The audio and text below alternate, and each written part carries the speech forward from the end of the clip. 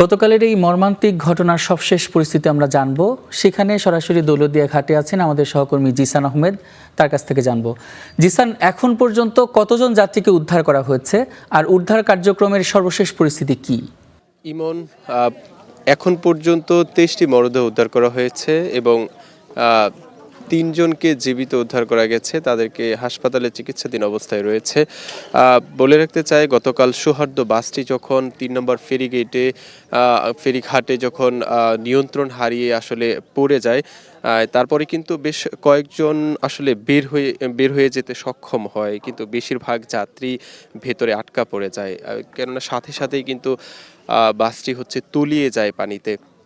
যে কয়েকজন জানালা দিয়ে বের হতে পেরেছেন তারা সাঁতরিয়ে কিন্তু উঠে পড়েছেন, কিন্তু প্রত্যক্ষদর্শী যারা ছিলেন এবং যারা বাসের ভিতরে ছিলেন, কয়েকজন বাস থেকে নেমে গিয়েছেন যেহেতু ফেরি আসতে একটু দেরি হচ্ছিল। তো যারা তাদের স্বজনকে ভেতরে রেখেই কয়েকজন নিচে নেমে গিয়েছিলেন। তো তাদের বরাতে আমরা যেমনটি জানতে পেরেছি যে বাসের ভেতরে সবগুলো সিটই ফিল আপ ছিল, কোনো সিট খালি ছিল না, এমনটি আমরা জানতে পেরেছি। তারা বলছেন যে 40-এরও অধিক যাত্রী কিন্তু ছিল সেখানে। তো এখন পর্যন্ত 26 জনকে উদ্ধার করা হয়েছে, তার মাঝে 23টি মরদেহ এবং 3জন জীবিত উদ্ধার করা গেছে। গতকালকে রাত 2টা পর্যন্ত উদ্ধার কার্যক্রম চলেছে, তারপর থেকে উদ্ধার কার্যক্রম বন্ধ রয়েছে। সকাল থেকে এখন পর্যন্ত উদ্ধার কার্যক্রম শুরু হয়নি। আমরা দেখেছি এখানে কয়েকজন স্বজন এসেছেন, এখনও তাদের প্রিয়জনদেরকে খুঁজে পাননি। একজন নয়ন নামে একজন এসেছেন, তিনি তার ভাই উজ্জ্বল 35 বছর বয়সী। তার ভাইয়ের ব্যাগ পেয়েছেন, জিনিসপত্র পেয়েছেন, কিন্তু এখনও তার ভাইয়ের সন্ধান পাননি।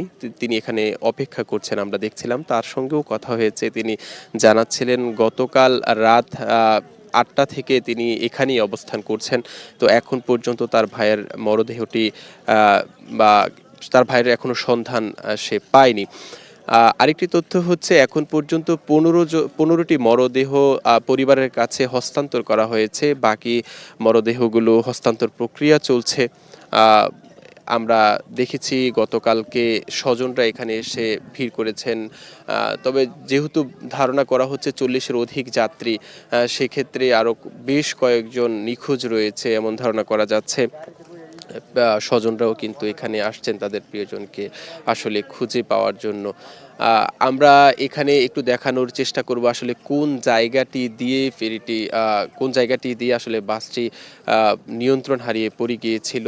আমি ঠিক যে জায়গাটিতে এখন আপনাকে দেখানোর চেষ্টা করছি, ঠিক এই সামনের জায়গাটিতেই মূলত ফেরিটির আসার যে অপেক্ষমান, যে ফেরির জন্য অপেক্ষা করছিল বাসটি, অপেক্ষা করার একটি পর্যায়ে হাসনা হেনা ছিল ছোট একটি ফেরিটির নাম। সেই ফেরির ধাক্কা লেগে কিন্তু পন্টন থেকে আসলে বাসটি নিয়ন্ত্রণ হারিয়ে ফেলে। এখানে কয়েকজন প্রত্যক্ষদর্শী বলছিলেন যে ব্রেক আসলে কাজ করছিল না সেই মুহূর্তে, বারবার চেষ্টা করছিলেন চালক, ব্রেক কাজ না করাতেই কিন্তু এটি উল্টে গিয়েছে। তো এখানে এখন আইনশৃঙ্খলা বাহিনীর সদস্যরা আছেন। আজকের মতো যে উদ্ধার কার্যক্রম সেটি কিছুক্ষণের মধ্যেই শুরু হবে। স্বজনরা এখানে এসে অপেক্ষা করছেন তাদের প্রিয় মানুষটিকে, শেষ মুহূর্তে তাদের প্রিয় মানুষটিকে খুঁজে পাওয়ার জন্য। তো দৌলতদিয়া ঘাট থেকে এই ছিল আমার কাছে সবশেষ। ইমন, আপনাকে অসংখ্য ধন্যবাদ। আসলে কালকের মর্মান্তিক ঘটনার পর থেকেই গোটা দেশে উদ্বেগ দেখা দিয়েছে এবং যে মরদেহগুলো উদ্ধার করার কথা আমাদের সহকর্মী জানাচ্ছিলেন, তাদের কিন্তু রাজবাড়ী জেলা সদর হাসপাতালে নেওয়া হয়েছে। শোক আর আহাজারিতে ভারী হয়ে উঠেছে পুরো এলাকা। এই মুহূর্তে হাসপাতাল থেকে যুক্ত হচ্ছেন সহকর্মী আরিফুজ্জামান হিমন। হিমন, কতগুলো মরদেহ এখন পর্যন্ত পরিবারের কাছে হস্তান্তর করা হয়েছে, আর হাসপাতালে নেওয়ার পরে চিকিৎসকরা কি বলছেন? বাকি যারা হাসপাতালে ভর্তি আছেন তাদের কি অবস্থা জানাবেন। ইমন, এখন পর্যন্ত আমি যে হাসপাতালটাতে আছি সেখানে কিন্তু 2জন রোগী আছেন যারা অসুস্থ অবস্থায় হসপিটালে ভর্তি হয়েছেন এবং গোয়ালন্দ স্বাস্থ্য কমপ্লেক্সে কিন্তু একজন আছেন। এখানে যারা 2জন আছেন, 2জনই নারী, একজন মা এবং আরেকজন মেয়ে। এই 2জনই কিন্তু এখন সুস্থ আছেন। আমরা কথা বলেছিলাম তাদের সাথে। আর গোয়ালন্দতে যিনি আছেন তিনিও এখন সুস্থ আছেন, কিন্তু এই পর্যন্ত এই হসপিটালে গত রাত থেকে সারা রাতই কিন্তু এই হসপিটালের করিডোরের বিভিন্ন স্বজনরা কিন্তু উপস্থিত ছিলেন। একটি শোকে মাতম পরিবেশ কিন্তু বিরাজ করছিল এই পুরো হসপিটাল ঘিরে।